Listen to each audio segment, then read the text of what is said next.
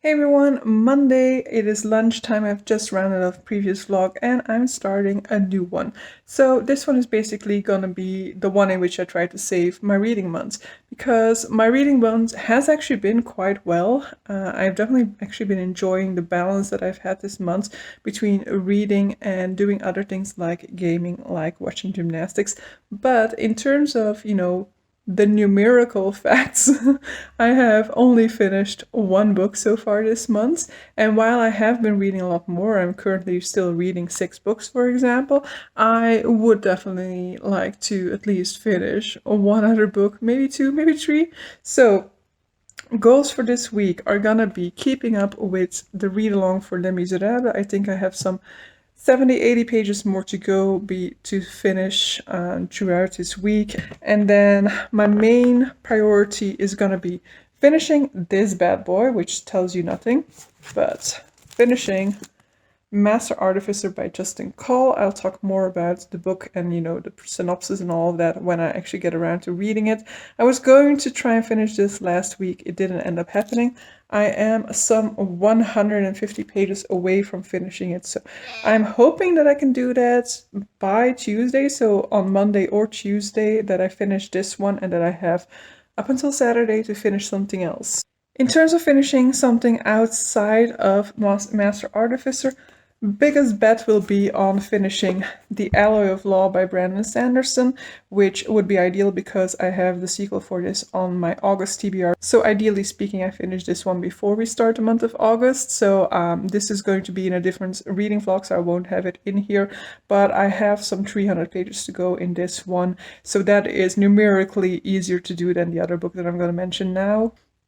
And so that would be ideal to also finish this week, but that is the one in which I have the longest page count to go, and that would be Assassin's Quest by Robin Hobb, in which I need to read over 500 pages still. So I am some 300 pages into this. It's just massive. So I think on the audiobook it says that I still have like some under 24, but still very close to 24 hours to go. I am reading it at 1.5 speed, so it is definitely less than that. But 16 hours of listening to it in 1 week, while I'm also trying to finish 2 other books. Maybe, especially since I don't even have a full week left in the month of July anymore. I have up until Saturday. So we'll just have to see. Maybe I'll do like a 24-hour readathon on Saturday, and then it could maybe potentially be possible to finish it. However, I am not a marathon reader, and so the idea of listening to 16 hours of that audiobook in one day does not sound appealing to me. So we will just have to see what I end up doing with that. The main importance is that I'm still enjoying my reading, that I'm not allowing myself to slump or anything like that, and that's probably why I have loved the month of July so far. Even though I've only finished one book, I have not been pressuring myself too much, neither about the fact that I need to finish more than just that one book. If I had been, I would have already finished the second book in the meantime, because I would have picked up something shorter and just finished that in the meantime to give myself the illusion of being more productive when it comes to reading. But I definitely did want to be like allowing myself to take my time to put my focus elsewhere if that is what my brain was asking me to do, if that was what I wanted to do. And so I've definitely been enjoying this kind of slower month in terms of reading and, the lack of pressure that I've been putting on myself. It's Tuesday lunchtime and it is about to these finals for gymnastics are about to start, and so I'm cycling over to my friends and we're gonna watch it together. Took half a day off to do it. We'll have another half day off later this week to watch the individual all-round finals, so I'm still looking forward. I'm also lending her a book of mine, Clap When You Land, so she will hopefully be able to enjoy that now. Oh my god, what a thriller of a final. I mean, we knew it was going to be tight because of the fact that Russia, qualified over the US, but it was such a nightmare of an event almost, with Simone Biles mentally blocking and having to withdraw. The Belgian team immediately made big mistakes on beam And we also made a mistake on uneven bars at the end, so we ended up last. But I mean, it was a historic placement in finals for us, so I think that was our goal. We achieved that goal, and hopefully we will still get Nina's golden medal on uneven bars, and hopefully this team will just stick around for a little bit, or at least like the two younger members of our team, and we can kind of build off of that. Kudos to Russia, they did really good, and even though they had like a better performance in qualifying, they still did amazingly today. So it was a really tight race for once, and with a lot of upsets. For example, China, who ended third in qualifications, were all of a sudden 7th. So it really was a race that went up and down to some extent, with the only thing being that Russia was on top from the beginning to the end, so they absolutely deserved it fully. So back to normal life, I guess, but I am so still in the gymnastics mood now that I need to take some sort of an other break before I can dive into reading, because now I just want to check social media and stuff like that and see what people are saying about it. But that's kind of dull because I know that there are going to be a lot of hate comments towards Simone Biles as well, and I don't want to see those. Hey guys, it is 9 o'clock. I'm about 60 pages away, I think, from finishing, but I now realize that I have yet to update you guys on this book at all within this vlog. So I'm reading Master Artificer by Justin Call. This is the second book in the Silent Gods series. This is going to be, I think, a 12-part series, so quite a long one. I read Master of Sorrows earlier this year. That is the first book within this series. In Master of Sorrows, we are mainly following our protagonist called Anef, who is this boy who was born with just one hand. However, he needs to hide that disability because in the town in which he grew up, it is considered a sign that he is evil. It is a sign that he is serving the Dark Lord, more or less. And so he goes about his life with a magic prosthetic that hides his disability from the world. He at the same time is also training to become an avatar, which are people who are sent out into the world to retrieve magical objects and hide them from the world in order to avoid them being misused by people outside. Now, I absolutely love Master of Sorrows. I cried a whole lot. It's a 5-star read. It's one of the best books I've read so far this year. Absolutely loved it. It was such a fun ride, such a quick ride, such an engaging ride. It had so much to say about disability within it, but aside from that, there's just so much more to that story. And when the sequel came out in May, I also started reading it at that time, but I was also slumping. And so this book wasn't a good accompaniment for that type of situation, because especially the first half of this book very much extends the world a whole lot, and so it's very much kind of like a new beginning. We have to get introduced to a whole lot, and so the pacing of that first half of the book is a lot slower than I feel was the case with Master of Sorrows, and that definitely wasn't the correct pacing for me to read while I was slumping. But so I've definitely been enjoying it a whole lot now in the second half, and I am now flying through it, eager to pick it up. And so I am, as I said, about 60 pages away from finishing it, and so I'm hoping that it'll end on a high note.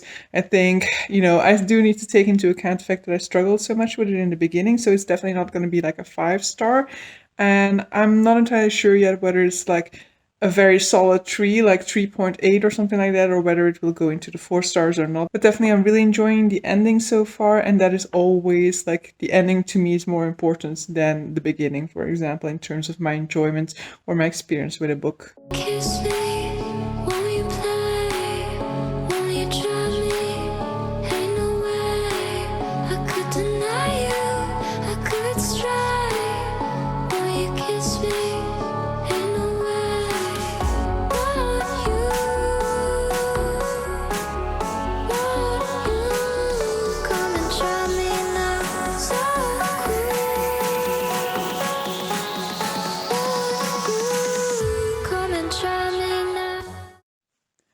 Hey guys, I finished Master Artificer, so I'm so happy. This already makes this a super successful reading week because I finished Master Artificer, which I started at the end of May.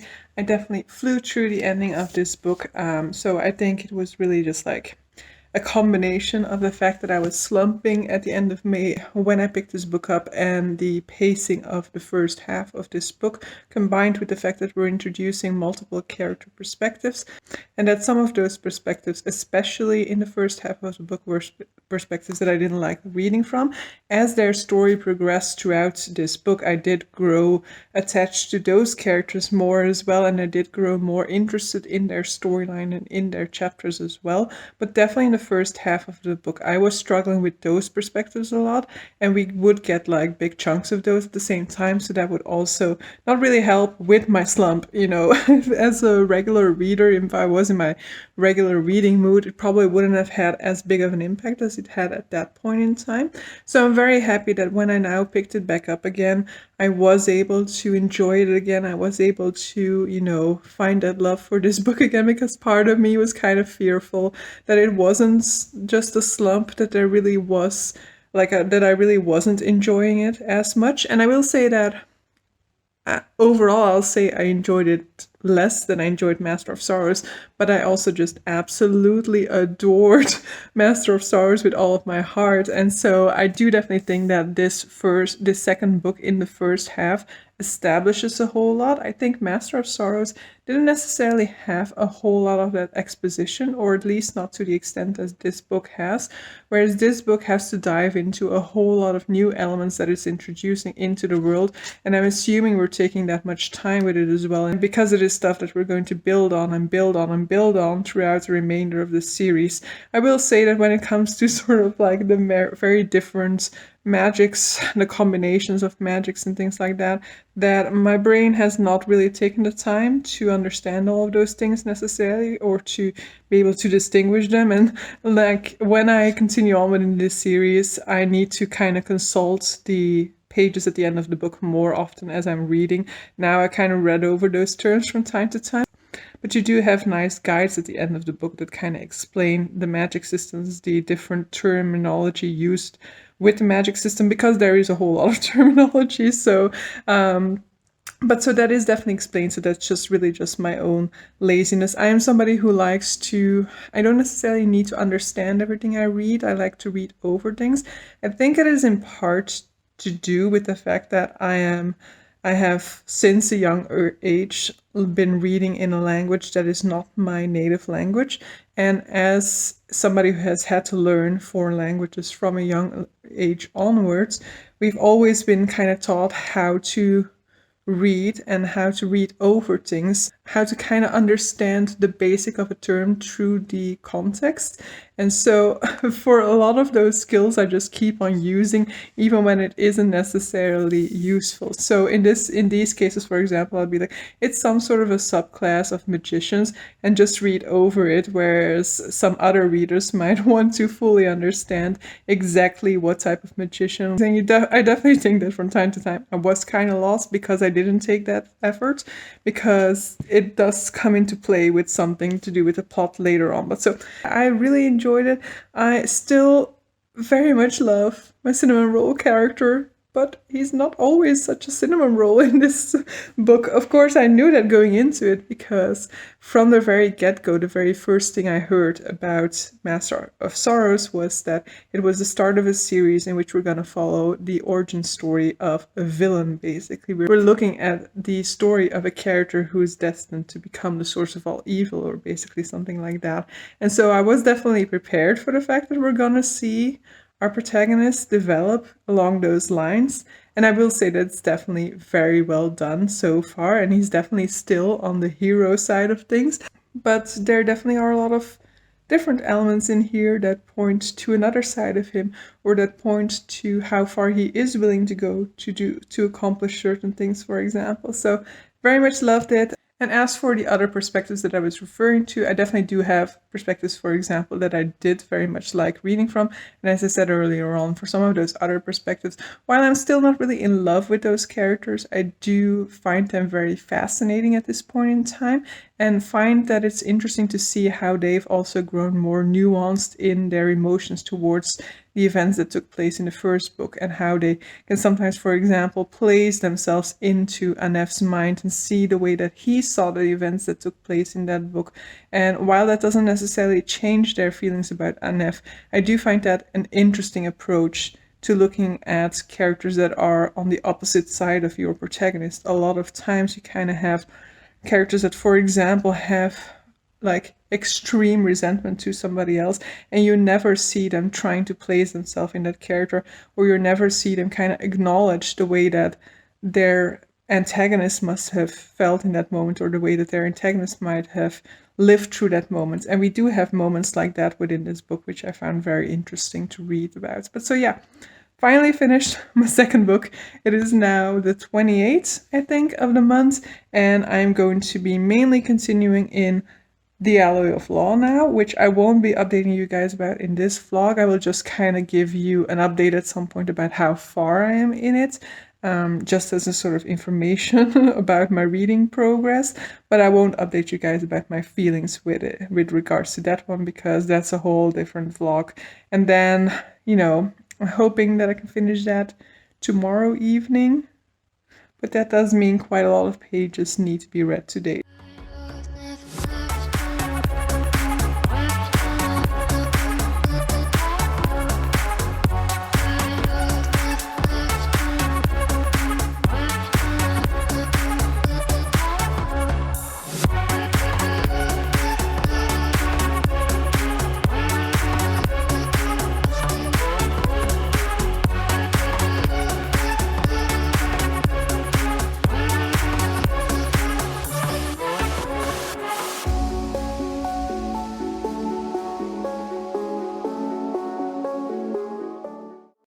Good morning. Today is Thursday, time for another gymnastics final. So in a few hours I will be off work because I once again have half a day off, and then we will be watching gymnastics. In terms of Alloy of Law, after my reading session this morning, I am like just under the midway point. I'm not entirely sure I'll be able to finish it today, though I will have time, you know, after gymnastics before the regular end of the workday. So I might have a little bit more time today than I had yesterday. And I'm also a little bit more into the story at this point in time. At least this morning, my reading pace was kind of like pretty okay. Wasn't struggling with it, where yesterday I was kind of struggling a little bit in the evening. Maybe I was just too tired, also a possibility, with the fact that I've been staying up later than usual to watch gymnastics, for example. Maybe I'm just too tired in the evenings. But so I'm not necessarily going to force it to happen. That'll kind of depend on my reading pace, I guess. If I am flying through it, maybe I will kind of force myself to get a little bit, like, to put in more hours just to be able to finish it tonight. But if I at one point start to struggle severely with the pace of the book, then I'm not going to force myself to finish it tonight neither. But so yeah, just wanted to give a quick update about the fact that, you know, at least at this point in time, we're like slightly behind. I wanted to get to the midway point yesterday evening, so I did it this morning, but we'll just have to see. We'll see what ends up happening. I'll definitely get around to 3 books this month, and then hopefully I can still finish a 4th one, but that was always quite tentative. Hey guys, it is Saturday morning. I have just finished The Alloy of Law, which I thought was a fun ride. If you have read it and so you cannot be spoiled for it anymore, then do check out my reading vlog for that one. I don't know whether it's coming out before this or after this, but and I have also just caught up to the Lemmy's read-along. I think today they're gonna be sharing the schedule for the next portion of this book. I'm hoping I don't need to read anything in it anymore today. If so, I'll just catch up tomorrow, because for the remainder of the day I want to be focusing on Assassin's Quest. So it is like before 9, but like close to 9 in any case in the morning. So at very most I have 15 hours to listen, but I definitely need breaks from this story. I will definitely not be able to read for 15 full hours. So I don't necessarily have any sort of ultimate goals of what I want to achieve today. What I will kind of put as a goal, I guess, is I want to get past the midway point of the book. So I'm currently around page 310. It is over 800 pages. It's close to 900, I guess. So if I can get a further 150 pages or something like that read in it today, then that is fine by me. And then I have to carry it over into August. But you know, that was already like, at the beginning of the week, I was still kind of hopeful that I was going to have yesterday evening or a full day today to listen to it. But as we got further and further into the week, it became more and more clear that my reading pace was just not good enough to be able to do that. And so, I mean, I'm perfectly fine now with that not having happened. I have pushed myself in past months too much to try and still finish whatever I needed to finish that last day of the month or the first day of the next month. And I'm kind of okay with breaking that pattern now, knowing that that is kind of a little bit more of a healthy pattern. If I just keep on repeating this, then my procrastination setting will just start to interpret that as like the regular setting. It's like, oh yeah, it's perfectly fine. I can still do it the last day of the month. I've done it every single time before. And so I kind of am okay with that pattern being broken now, and with me taking my mental health before my sort of like reading goals, which would be stupid in any case, and just saying like it's okay for me not to finish this month. Hey everyone, it is Monday. I have not updated you guys in a while. I have gotten quite some progress done in Assassin's Quest in the meantime, so I am about 2/3 of the way in. I'm on page 566 of 835, I think, but I am going to be putting it down for a few days. I think I'll probably pick it back up in the weekend when I have more time to dedicate it in one go, and so I can get more pages done with it in one go.